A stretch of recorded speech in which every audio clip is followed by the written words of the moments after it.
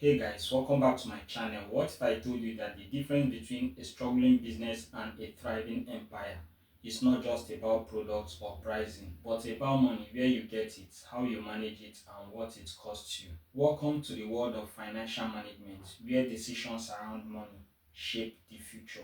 In this video, we uncover the truth about the sources of finance and how the smart use of them can mean exponential growth for your business or catastrophic collapse. Stay tuned for eye-opening insights, real-life applications, and powerful strategies that will change how you see business forever. And if you find value here, don't forget to subscribe and click the WhatsApp link in the description of this channel or video below. Join our free community where I personally answer your most pressing questions about business, finance, and investments. Mind you, this community is free only for the first 50 people to be there.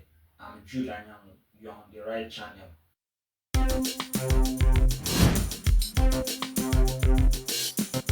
I have to start by telling you why financial management is the backbone of every business. Before we dive into the sources of finance, let's start with the fundamental truths. Finance is the fuel of business. Just like a car can't run without fuel, no business can survive without effective financial planning. It will interest you to know that financial management is not just about keeping books. It's about making strategic decisions that impact capital structure, cash flow management, risk mitigation, long-term sustainability, and ultimately wealth creation. After watching this video, I want you to understand financial management from a more professional and insightful perspective that is different from the normal routine of what you were taught in colleges and high schools. Do you know that inadequate finance is cited as the number one reason why over 60% of small businesses fail within the first 5 years? But here's the good news: with the right knowledge, you can beat the odds. Since finance plays a major role in your business, what does that tell you? It automatically becomes the fuel that drives mobility, just like I've earlier said. And because of that, let's dive into classifying sources of finance. Now, let's classify the sources of finance. We will break it down based on three criteria, which are: number one, duration. As for duration, it can be short term, medium term, long term. Number two, ownership. For ownership, it is either owned or borrowed. And the third one is source, which could be internal or external. I understand that someone might ask, why is this classification important? The classification is important because the wrong source at the wrong time can derail your business. Without any delay, let's start with internal sources of finance. You can source for finance internally for your business in three ways. The first one is retained earnings. You can also call it plowback profit. It is the most powerful form of financing.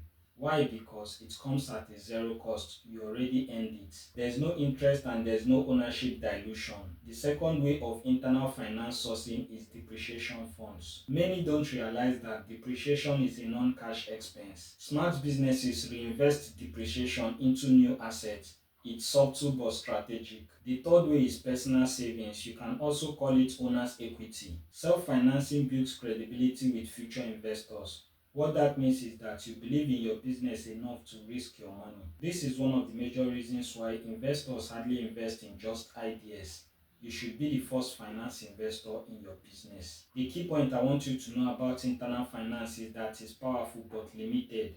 A lot of people don't like limitations in their business, and that takes us to the next one, which is external sources. When it comes to external sources of finance, it is either short-term, medium, or long-term finance. Under the short-term finance is trade credit, bank overdraft, and working capital loans. Let's start with trade credit. This one is the easiest and most accessible forms of finance. This is where suppliers give you time to sell first, then pay later. No paperwork, no interest. I strongly recommend this for most startups. The next is bank overdraft. It's flexible but risky. Overdraft should be used like a first aid kit, not a lifestyle. If there's any of these explanations you want me to throw more light on, kindly drop it in the comment below.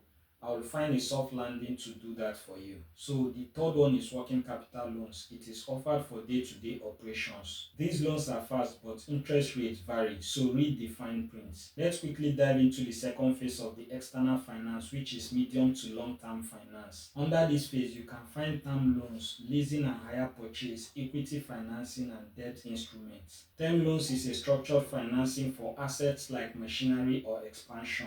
Terms vary from 3 to 10 years. Leasing or hire purchase is particularly effective for vehicles, equipment, or tech assets. If you don't want to commit capital upfront, lease it. As for equity financing, also known as venture capital, for easy understanding, angel investors is a good example of equity financing. Equity brings not just money but mentorship, networks, and expertise.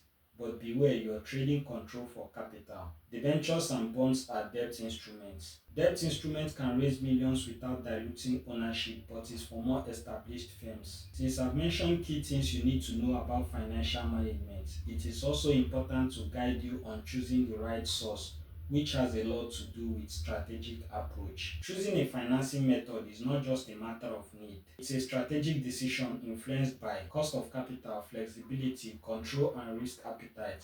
Now let's compare debt versus equity. Debt is cheaper, interest is tax deductible, but it brings risk. Equity is safer but dilutes ownership and decision making.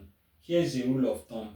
For short-term needs, use short-term finance. For growth blends, do retain earnings and long-term capital. While for risky heavy ventures, lean towards equity. Let's narrow down to common mistakes, I mean financial pitfalls and eye-opening facts that you need to know. Financial pitfalls are over-reliance on credit cards, taking long-term loans for short-term needs, ignoring the cost of capital, and not planning for repayments. Now, let me give you mind-blowing finance facts. Over 70% of startups that receive venture capital still fail. Most businesses that survive 10 years have mixed capital structures. Companies with poor cash flow management are 80% more likely to default even if they are profitable. I have two real-life case studies. Case study 1 is a grocery startup that collapsed due to cash flow crisis. Case study 2 is a wholesale chain that grew 5x in 3 years using equity plus retained earnings. Finance is not just numbers, it's strategy, psychology, and survival. Whether you're a student of business or a battle-hardened entrepreneur, mastering sources of finance gives you a real edge. The right financial decision could be the bridge between your dream and your destiny. Subscribe for more weekly content. Click the WhatsApp link in the description of this channel to join our free private group. It's completely free, only for the first 50 people to be there. Ask your most urgent business and investment questions. Let me guide you from confusion to clarity, from startup to success. All this I do for free for the said number of people to be in the community. Thanks for staying with us till the end. See you in the next video.